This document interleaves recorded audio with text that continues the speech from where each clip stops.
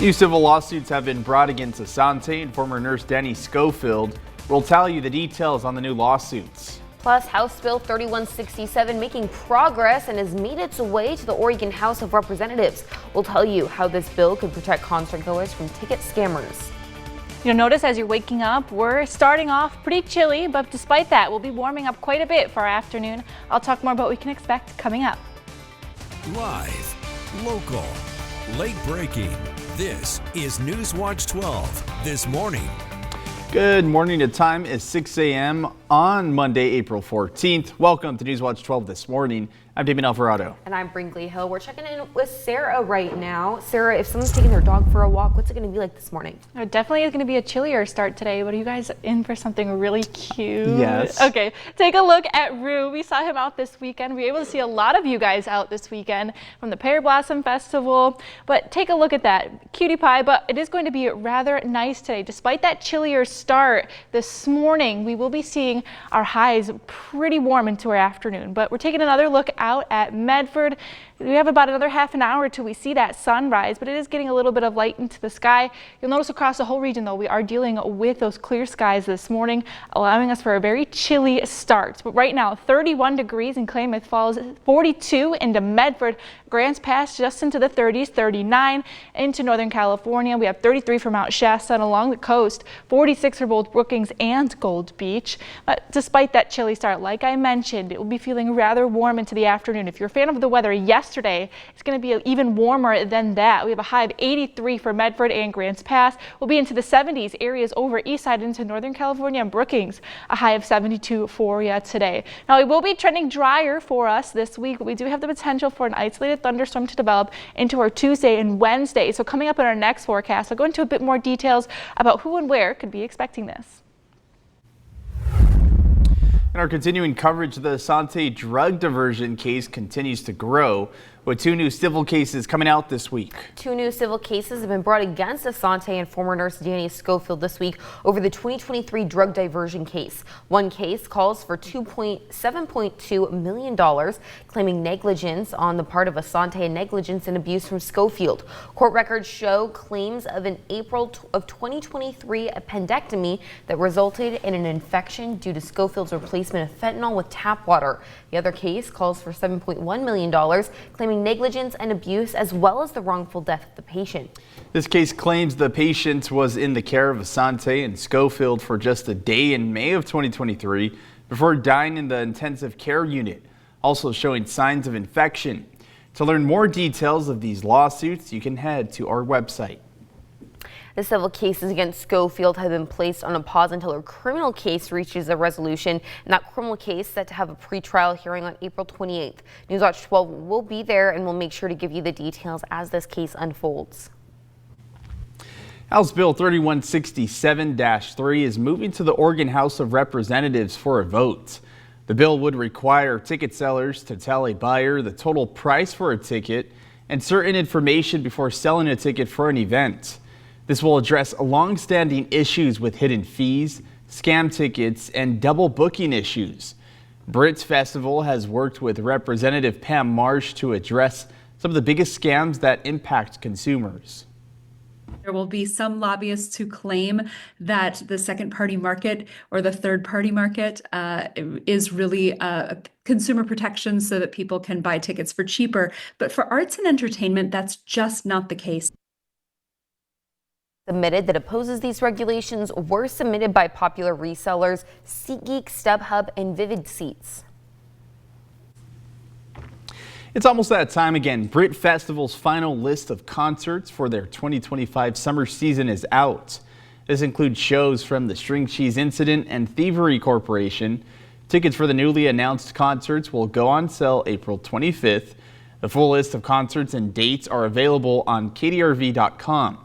BritFest also announced their 3rd annual kickoff party. The Hill is where the heart is. This is when non-perishable food items will be collected and donated to Access. Grants Pass is facing major setbacks in its plan to build a new water treatment plant. A $50 million federal grant has been unexpectedly pulled by FEMA, leaving the city to look for other alternatives. City leaders say that the new facility is critical for protecting the water supply against future disasters. Officials say that the plant, built in 1930, is vulnerable to both flooding and earthquakes. The grant, pulled over a week ago, was a key part in rebuilding, but now that plan is on hold. FEMA says the Building Resilience Infrastructure and Communities program that was providing the grant is, quote, a wasteful and ineffective FEMA effort. Ending it ensures grant funding aligns with the president's order to better support disaster planning and recovery. With the grant gone, city staff say the timeline for building a new plant could stretch out significantly. In a statement, Public Works Director Jason Kennedy said the current plant has numerous seismic vulnerabilities. Recovery could take up to a year to provide only a fraction of the water needed for the community. If a disaster happened, Kennedy also warned that a major flood could knock out the plant's electrical systems, leaving only limited water operations for months. Now, the City Council is weighing some tough options, like borrowing more funds or raising utility rates to make up the difference.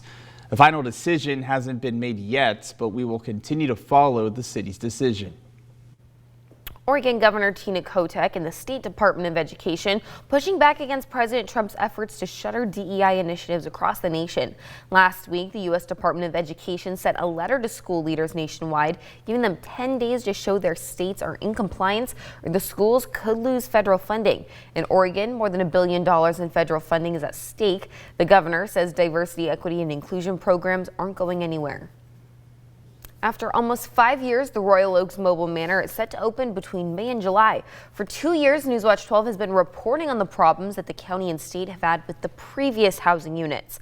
Now, applications are open for a total of 40 units that will be available by July 1st, and these new homes will be granted at no cost for fire survivors. Former Royal Oaks residents, as well as homeowners who lost their homes in the 2020 wildfires, will have first priority.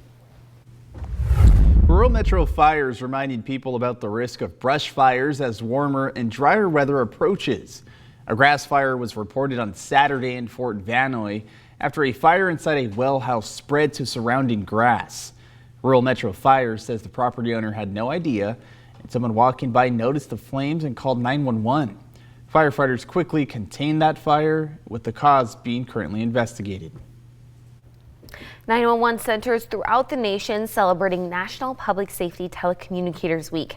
911 dispatchers, truly the first responders in a 911 call. Dispatchers work long hours every day to help make sure the community is safe in every situation. And dispatchers are the ones making sure police, community service, animal welfare officers, firefighters, and medics get home safely each day. Dispatch isn't an easy job since calls can be hard and unforgettable, so think any dispatchers that you know. And soldiers took time this weekend to clean veteran grave sites at Eastwood IOOF Cemetery in Medford. 27 Oregon Army National Guard soldiers from the Medford Armory were joined by Southern Oregon University ROTC cadets. This was in partnership with the Medford Parks and Recreation to clean and restore headstones at the city's oldest cemeteries. Keeping what we are, as our people and our culture alive. For generations to come and to share that with outside people. Keeping a culture alive. That's what many people said at the Southern Oregon University 32nd Annual Powwow. The powwow bringing together Native tribes from across the country to showcase and celebrate their cultures, showcasing the music, dancing, and regalia that are a part of the different tribe cultures in a space that celebrates and embraces them. The importance of it is really connecting within our community and having a good time and not getting stuck with the drama in the outside world, and just really centering in with our family, our dances, our prayers, and with Creator. Those at the powwow say they dance for those who can't. Many say they've been attending for as long as they can remember and are looking forward for its impact on future generations. And if you're looking for something to do with your family, the Medford community has welcomed visitors to their railroad park. An estimated 2,000 people came to learn more about trains and enjoy the park. This long-standing tradition is completely volunteer run and has kept families coming back for generations. I see a lot of the same people year after year after year. So I've seen kids first year I were here that have grown up to teenagers, and I've seen some that have grown from teenagers to adults, and they still come in and they still love the trains. Park runs every second and fourth Sunday from 11 a.m. to 3 p.m. from April until October. It is completely free of charge. The only requirement, a sense of curiosity and the willingness to have fun in the park. Oregon U.S. Senator Ron Wyden is announcing town halls in Southern Oregon this month. On April 25th, Wyden will be at Lakeview High School at 11 a.m. and at the Oregon Institute of Technology at 4 p.m. the same day. Doors will open 1 hour before the town hall begins.